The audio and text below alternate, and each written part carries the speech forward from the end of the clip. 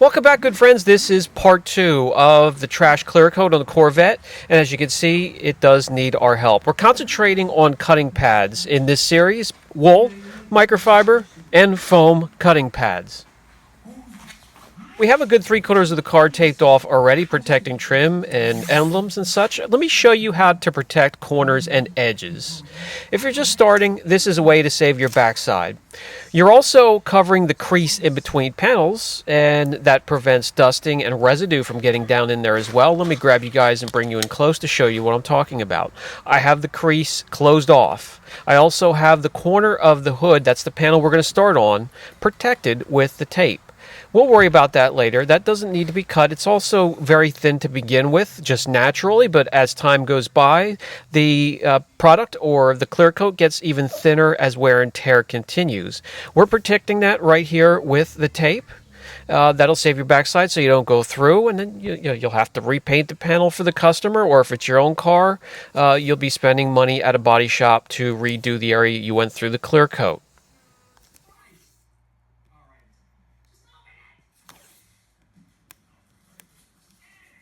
This is what it should look like. Again, I'm using the 3M precision tape. That's a low profile tape so the pad can cross over it without lifting the edge and getting adhesive on your pad.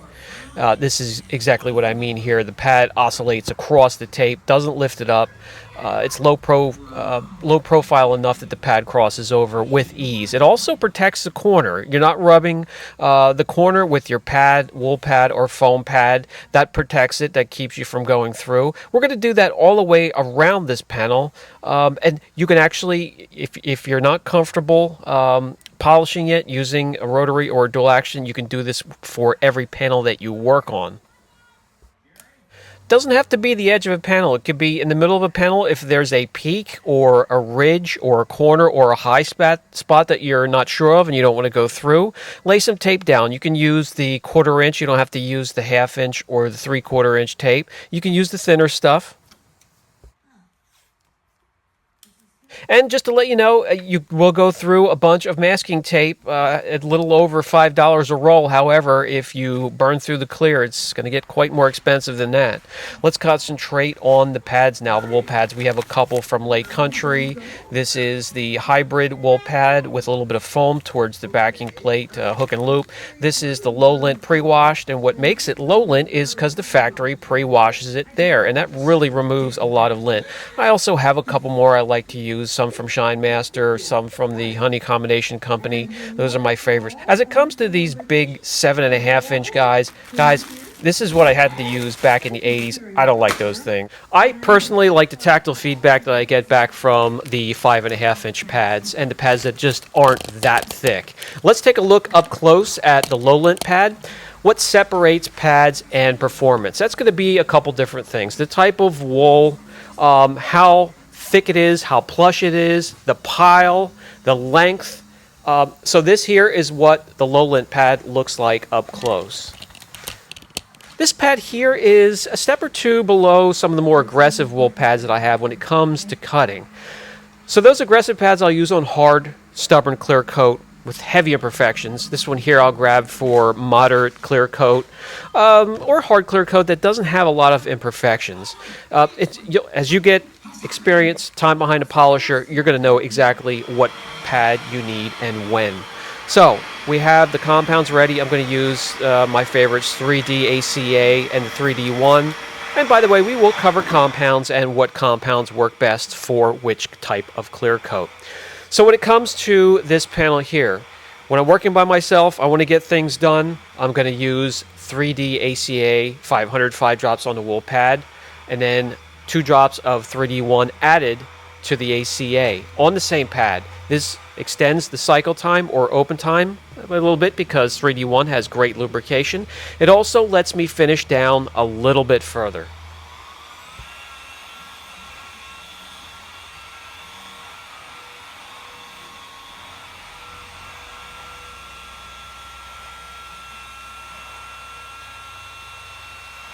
This happens to be one of the pads I use the most here just because moderate clear coat is the more popular. There are less real stubborn hard clear coats such as this one here, and then less really soft soft clears that will scratch if you sneeze in its general direction. So this pad here, I love to work between the 3rd and the 4th speed setting. With the M550 or even the Drill Master or the DeWalt, it's a nice ride across the panel. Depending on what curvature there is, I'm gonna, get it up on an edge, get the pad up on an edge at 15 degrees. But most of the time, on a panel that's relatively flat, it's going to be the polisher and the pad down flat on the surface. And here I could show you up close how I work the edge of this hood, the edge of a panel. I'll come up to it. I'll never have the bulk of the pad riding on that edge. I'm just going to sneak up to the edge, turn around, and come right back and repeat the process all the way across. I hope that makes sense.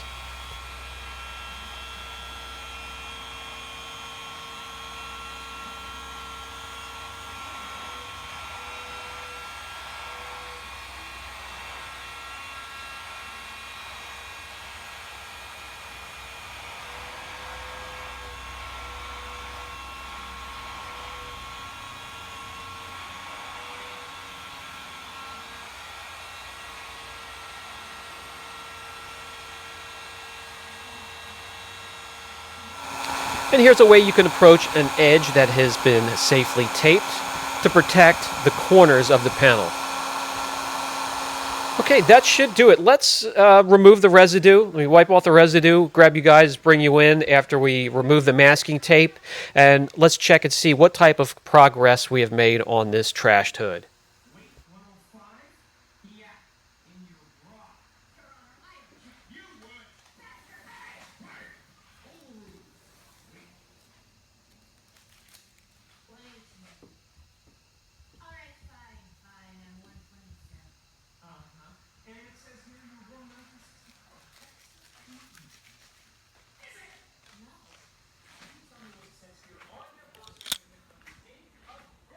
And as you can see here, it did a very good job. It took away a lot of the love marks, the etching, the staining. I picked this vehicle for this series for a purpose. A lot of videos you're going to see on YouTube videos are going to be ending up looking showroom and spectacular. And that's not real life, guys.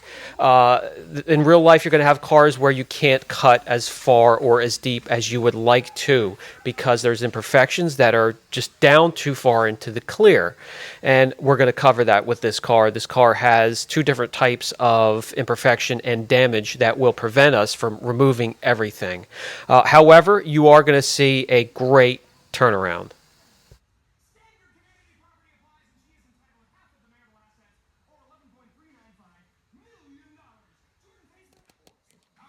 Next, I want to show you why it's important to clean out your pad one way or another in between every pass. This is that same wool pad we looked at earlier after just one pass. All clumped together because of both the compound and the guck that it's pulling off of the surface of the car, the spent clear. So I'm going to clean it out between every pass. I'm going to take that time. The pad is more effective, and with the effective pad, you're gaining time. You're not losing it by stopping and cleaning. I have this machine next to me. I don't have to take more than 2-3 steps to get the pads clean. If you can find a way to do it with one of those bucket pad cleaners, or if you have compressed air, compressed air gets a little bit messy because it blows the stuff all over the place. That's why I put this thing together. But if you even have a pad brush or something, a little bit of a brush that you can scrape that gunk off of your wool pads and then start your next pass with a semi-clean pad, that's better than nothing at all, because as you saw up close there, those wool fibers are not working independently anymore. They're all clumped together, and that is really cutting down on productivity.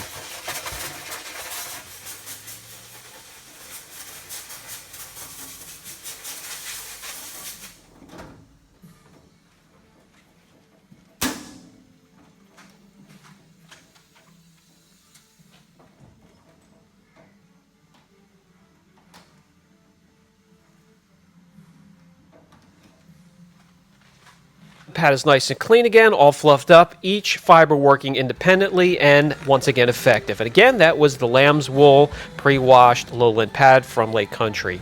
This one here happens to be from Max Shine. This is a more aggressive pad.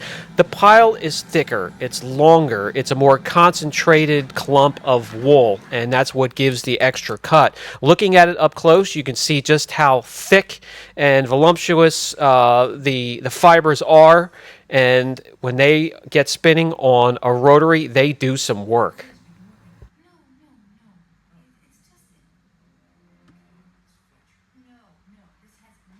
And speaking of work, let's get back to it. Again, 4 or 5 drops of the ACA 500, 2 drops of the 3D1.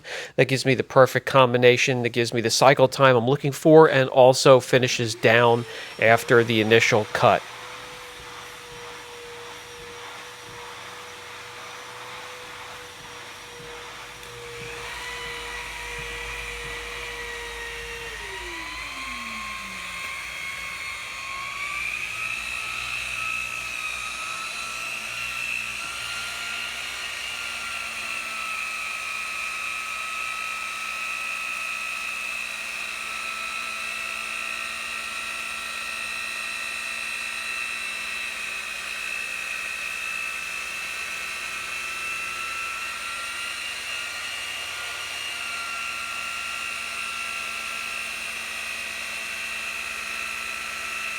You can see with the curve, the contour of that body line, I have the polisher tilted on a slight edge, 15 to 25 degrees, and you'll see how I work that little valley there.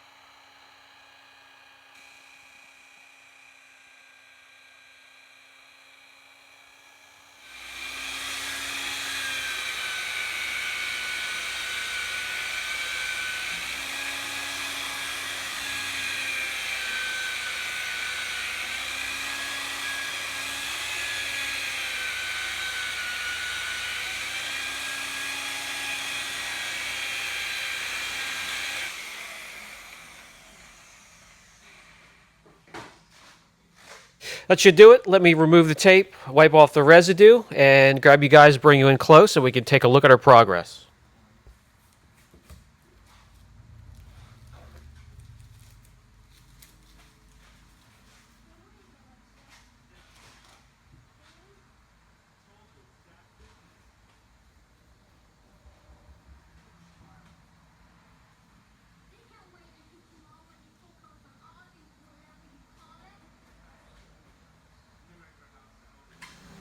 This particular pad has more bite to it, so to speak. It does cut quicker and deeper, but you can see it will leave behind some hazing a little bit more than the last section.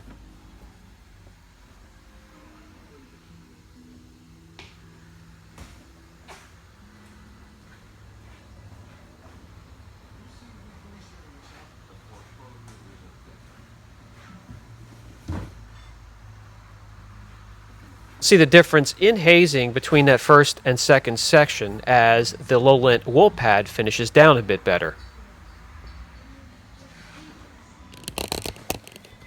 And after that one pass, let's take a look at this wool pad up close, and you can see all the fibers caked up with spent compound and residue and a little bit of clear coat that had pulled up, and they are clumping together, and it is time to clean them out and make the pad effective, 100% effective once again.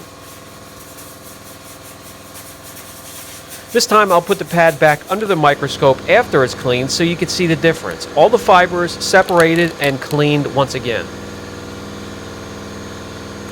Okay, back to the hood. I went ahead and cut the complete driver's side of that hood, and you can see the difference. Is the side we just cut perfect? Absolutely not. And that's where we can talk about some of the imperfections that will lie within after we're done. What you can see right here, I hope if I can get the right angle, is one of the imperfections left behind, and that is called solvent pop. Looking at a panel from the side, primer coat, base coat, clear coat. Let's talk about solvent pop first. After a car's been painted, doesn't matter if it's from the factory or at a body shop, if it is protected too soon before the 60 to 90 day cure period, the solvent that gets the product or the color from the can to your panel cannot evaporate properly. Putting protection on forms a crust on the top. The solvent cannot evaporate, and since it does contain moisture within the molecule, once the sun beats down on that and it gets to a certain temperature, it will pop. Just like popcorn, and that's how you get the term solvent pop. That mostly happens towards the top as it tries to escape, but it also happens throughout the whole layer of clear, sometimes all the way down to the base coat. So getting rid of solvent pop, the only way you can do it is to sand off that clear and do it again. When it comes to the imperfections, the staining and the etching that we're seeing that's left over, that is along with the solvent pop on this clear here, you know, it's going to look like this from the side. It's going to go, it's going to be jagged down. It's going to go up as you get to the staining and some of the hard water spots, and then it'll go back down. It'll look like that from the side. And some of them are actually just way too deep into the clear, almost down to the base coat, and it's just not worth going after, guys. The UVA and UVB protectant within the clear coat is within the first 25 microns of your clear. Clear coat has a half-life to begin with, guys. Within the first 5 years, clear coat will lose its ability to protect by 50%. Now, multiply that by a 5-year, a 10-year, a 15-year-old car, and that's why you need to preserve as much clear coat as possible. So what we've done so far is we probably shaved maybe about 7-8 microns so far, and that's made a huge improvement. Now what you need to do, if there's something like what you see on this hood here left over, is have the conversation with the customer and letting him know shaving it down any further will be detrimental to the clear. You know, some will still go after it. Some will do wet sanding and shave that down, and you know, you only have a couple little valleys left over, which are going to be hard to see once the protection is on. That's chasing perfection, and that's something I don't do. As you get older, you do wise up. Also, spending time with R&D at PP&G helps a lot too and opens your eyes. So, what we did here is we shaved just a little bit. We made the improvement, and whatever's left over here, we can't get rid of the solvent pop. That's going to remain. That's going to be a permanent setting in this clear coat unless he wants to get it painted. And some of the valleys that are left over from the etching and whatever ate into that clear coat, it could have been anything. I don't know what it was. I don't know where the car sits, but that's also going to be a permanent fixture in the clear coat. We have plenty of clear left over to protect the base coat, that gorgeous metallic hunter green that you see, and we're going to leave it that way. And we're going to throw a lot of quality protection on top of that to help and maintain it throughout the years, because it cannot be cut again. It will not be detailed or polished again. We're going to do having that conversation with the customer of the best way to maintain it when it comes to pre-wash, wash, drying it, less contact, and not running through car washes. So I hope that helps. If you have any questions about any of that we just covered, let me know down in the comments section. By the way, if you're new to the channel or have been here for a while and are not subscribed and like the content, go ahead, hit the subscription button, hit the like button, share, hit the notification bell next to the subscribe button like my good friend and subscriber here already did.